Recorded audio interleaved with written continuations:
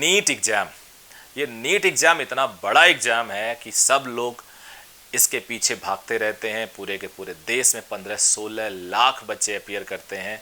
अब इस पे अभी अभी की एक न्यूज़ आई कि तमिलनाडु ने अपने विधानसभा में, लेजिस्लेटिव असेंबली में एक इन्होंने पारित कर दिया एक लॉ कि वहाँ पे नीट कंपल्सरी नहीं होगी।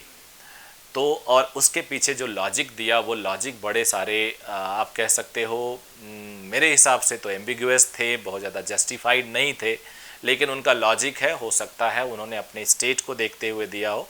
तो इस पे कमेंट मेरी तरफ से किसी एक तरफ करना सही नहीं होगा जब तक पूरे पॉइंट्स को ना जानूं।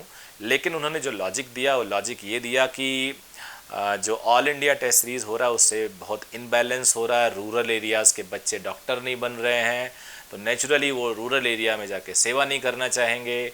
और सीबीएसई स्कूल के बच्चे ज़्यादा उसमें क्वालिफाई कर रहे हैं। स्टेट बोर्ड का जो कंट्रीब्यूशन शुरू में बहुत ज़्यादा हुआ करता था, अराउंड 95% ओवरऑल सिलेक्शन में, अब वो घट के 40% के आसपास आ रहा है।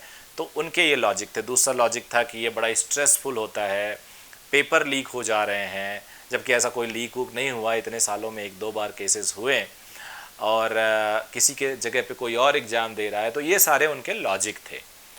अब उन्होंने क्या बोला कि हम अपने स्टेट में अपने बोर्ड के मार्क्स के बेसिस पे बच्चों को नीट की सीट ऑफ़र करेंगे। तो इस पे बहुत सारे व्यूज़ हैं और व्यूज़ कई पॉइंट को लेके हो सकते हैं कि इससे नेशनल वाले बच्चों का जो 15% उस स्टेट में कोटा मिलता था वो क्या होगा। उसके बाद क्या पूरे के पूरे 100% सीटें वो स्टेट बोर्ड से भरेंगे या अपने स्टेट में रहने वाले सारे बोर्ड्स लाइक सीबीएसई, आईसीएसई और उनका तमिलनाडु बोर्ड, इनको भी अलाउ करेंगे। तो ये सारे क्वेश्चंस हैं। लेकिन आप लोग को बता दूं 15% सीट्स तो ऑल इंडिया के लिए रिजर्व होती है हर कॉलेज में। ये मुझे लगता है कि ये नेशनल लॉ है, तो इसमें वो चेंज नहीं कर पाएंगे। 85% सीट्स वो ज़रूर अपने स्टेट को देंगे। स्टेट हो सकता है उनका फिर स्टेट बोर्ड का रिप्रेजेंटेशन बढ़ जाए। लेकिन इससे भी ज़्यादा हैरानी की बात है कि अभी महाराष्ट्र ने भी एक डिमांड शुरू हो गई है। आपको पता है वहाँ शिवसेना की गवर्नमेंट है जो एनसीपी और कांग्रेस के सपोर्ट से बनी हुई है।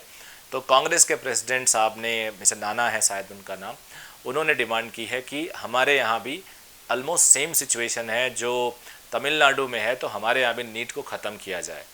अब इस नीट को ख़त्म करने से नेचुरली उन बच्चों को नुकसान होता है जो मेरिटोरियस होते हैं, जो प्रिपरेशन करके नेशनल एग्ज़ाम की तरफ जाना चाहते हैं। सबसे बड़ा नुकसान जो है नीट ख़त्म होने से उस स्टेट के उन बच्चों का है जो डिजर्व करते थे कि वो एम्स में पढ़ेंगे, जो डिजर्व करते थे कि वो एएफएमसी में पढ़ सकते हैं, जो डिजर्व कर रहे थे कि दिल्ली के मौलाना आज़ाद मेडिकल कॉलेज में पढ़ेंगे, वो जो चाहते थे कि उनका जिपमर जैसे संस्थान में एडमिशन हो जाए। लेकिन अब उन्हें अपने स्टेट के कॉलेजेस के साथ कंप्रोमाइज़ करना पड़ेगा, तो एक ड्रॉबैक है उनके लिए। तो मेरा मानना है कि नेशनल एग्जामिनेशन सिस्टम हमेशा एक बढ़िया सिस्टम होता है जहाँ पे कंपटीशन रहता है और इससे लॉसेस कम होते हैं, बेनिफिट्स ज़्यादा होते हैं। बच्चों को बड़ा मंच मिलता है एग्ज़ाम देने के लिए और बहुत सारे एग्ज़ाम, छोटे छोटे एग्ज़ाम से आप बच सकते हैं। तो ये जो स्टेप है, अगर इस तरह से महाराष्ट्र ने डिमांड कर दिया, इस तरह से कोई और कल को आंध्रा ने डिमांड कर दिया, तेलंगाना ने डिमांड कर दिया, तो ये इंक्रीजिंग डिमांड होगा। और आई होप कि जितने भी स्टेट में बीजेपी की गवर्नमेंट नहीं है, हो सकता सब डिमांड कर दें और कल को बीजेपी जाए और कोई और गवर्नमेंट आए तो उसके अपोजिशन वाले इससे कनेक्ट करते हुए आगे बढ़ेंगे या कुछ इसी तरह से, जैसा होता है पॉलिटिकल सिस्टम में, ऐसा होता रहेगा जो देश के लिए ठीक नहीं है। तो ये अच्छा है या बुरा, ये तो मैं आप पे छोड़ रहा हूँ। मैंने अपना व्यू बता दिया। आप सब लोग इस चैनल को ज़रूर सब्सक्राइब करिए। इस चैनल में मैं लेटेस्ट एजुकेशन से रिलेटेड खबरें, जेईई, नीट, 12th क्लास, इससे रिलेटेड खबरें और प्लस मोटिवेशनल चीज़ें मैं आपको देता रहूँगा। और अगर आपको अच्छा लगता है, कोई और टॉपिक पे आपको बात करना है, तो ज़रूर हमें कमेंट कीजिए और बताइए।